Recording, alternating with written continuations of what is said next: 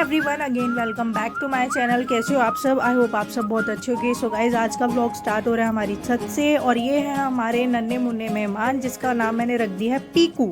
तो हाँ गाइज, आपने बिल्कुल सही सुना, इसका नाम मैंने रख दिया पीकू।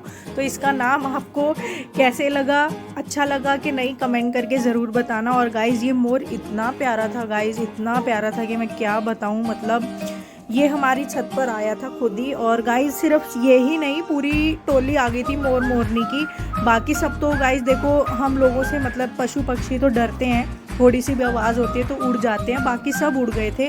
बट ये एक ऐसा प्राणी था, एक ये हमें मतलब ऐसा दोस्त मिला जो कि नहीं उड़ा, मतलब डर ही नहीं रहा था। ये हमारे साथ पीकू इतना ज़्यादा कंफर्टेबल हो गया था। और गाइस, कहते हैं ना कि पता नहीं किस रूप में आकर नारायण मिल जाएगा। और गाइस, तो यही हम लोगों के साथ हुआ। इस दिन थी एकादशी, और एकादशी वाले दिन ये खुद ही आ गया, खुद आ गया ये गाइस। और ना बाकी सब उड़ गए थे, ये जा ही नहीं रहा था। पता नहीं इसको क्या अपनापन हुआ हम लोगों के साथ, ये हमारा मतलब बिल्कुल प्यारा बन गया। और बिल्कुल भी नहीं डर रहा था गाइस, बिल्कुल ऐसे था जैसे फैमिली मेम्बर ही। और गाइस, सच बताऊं तो अब ये हमारा फैमिली मेम्बर ही बन गया। इसका तो हमने नामकरण भी कर दिया पीकू। और गाइस, सब इसकी ना सेवा करने में लगे हुए थे। हम और हमारे जो टेनेंट्स हैं सब इसकी पीकू की सेवा करने में लगे हुए थे, मस्त मज़े में। इसको सब वो खिला रहे थे, गेहूं के दाने, और पानी वानी भी पिलाया। गेहूं के दाने खूब सारे इसको हमने खिलाया, जब तक मतलब ये खुद से नहीं खा के थक गया और खुद से नहीं इसका पेट भर गया ना, तब तक इसकी खूब हम लोगों ने मिलकर सेवा की। मतलब बहुत अच्छा लगा गाइस, बहुत ही अच्छा। हम लोग इतने लकी हैं, एकादशी वाले दिन ये आया। और गाइस, बताऊं एक बात, कि पशु पक्षी ही भगवान का रूप होते हैं गाइस। पता नहीं किसी भी रूप में ईश्वर आ जाता है। और गाइस, कृष्ण कन्हैया भगवान साक्षात, विष्णु भगवान साक्षात हमारे घर आए। और ये देखो ये है छोटी सी गुड़िया शुब्बी, या शुब्बू हम बोल देते हैं इसको।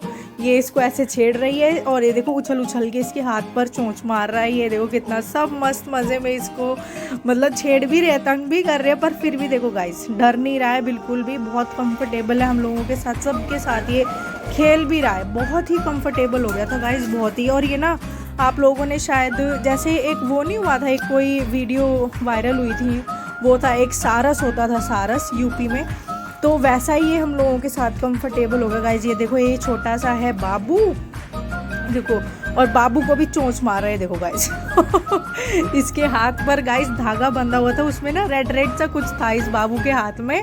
तो सीधा वो रेड रेड को पता नहीं इसने क्या देखा, वो रेड रेड को इसने चोंच मारा जो बाबू के हाथ में बंधा हुआ था। ये देखो गाइस और ये है हमारी बुलबुल, बाबू की मम्मी।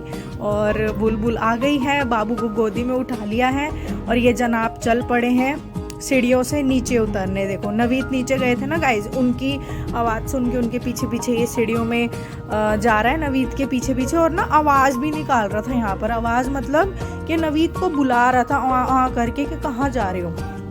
ये देखो, जैसे ही नवीद ऊपर आने लगे तो ये वापस टर्न होगा कि हाँ वो आ रहे हैं पीछे।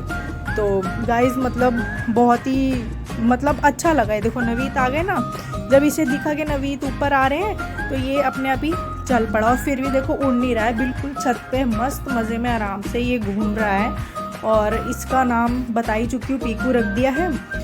और बताना गाइस कैसा लगा आपको इसका नाम। ये देखो, अब आपको ये लगेगा कि ये उड़ेगा, बट ये उड़ नहीं रहा है, ये सिर्फ ना यहाँ बैठ रहा था, और फिर थोड़ी थोड़ी देर में हमारे पास नीचे बैठ जा रहा था वापस। तो बहुत ही कंफर्टेबल हो गया था गाइस, एकादशी वाले दिन ये आया। और हमारे हिंदू धर्म में तो जो मोर है वो कार्तिकेय जी का वाहन है। कार्तिकेय जी आप सबको पता ही है कौन है, शिव परिवार के जो पुत्र हैं, यानी कि हमारे महादेव जी के बेटे हैं कार्तिकेय, उनका वाहन है मोर।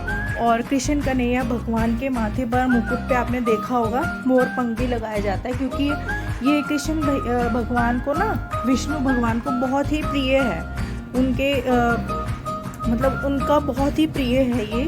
और पशु पक्षी के रूप में गाइस मेरा ये मानना है, क्योंकि मैं बहुत बिलीव करती हूँ गॉड में, महादेव में, अपने हिंदू धर्म में बहुत यकीन रखती हूँ। तो मेरा यही मानना है कि पशु पक्षी के रूप में ही ईश्वर प्रभु मिल जाते हैं और दर्शन हो जाते हैं। और पता नहीं कब कोई पशु पक्षी कहाँ आशीर्वाद दे जाए, क्योंकि बेचारे बेजुबान तो होते ही हैं ना। अगर इनकी हमने श्रद्धा भाव से, सच्चे मन से पशु पक्षियों की हमने सेवा कर ली ना गाइस, तो पता नहीं है क्या हमें मतलब आशीर्वाद दे जाए और हम कहाँ से कहाँ पहुँच जाए, कुछ नहीं पता गाइस, कुछ भी नहीं पता। तो पशु पक्षियों की हमें सेवा करनी चाहिए गाइस। जैसे गर्मी आती है तो हमें इन लोगों के लिए पानी भी भर के रखना चाहिए। तो मैंने ऊपर ये मिट्टी वाला बर्तन रखा हुआ है जिससे कि सारे पशु पक्षी मतलब ये जितने भी पक्षियाँ हैं ना सब पानी पी लें। और गाइस मैं ना अपनी ही छत पर ना दाने भी डालती थी, बट जब न्यूज़ में आने लगा कि घर में कबूतरों को दाना नहीं देना चाहिए क्योंकि उनकी बीट से अस्थमा की प्रॉब्लम होती है, उनकी बीट से बीमारियां लगती है,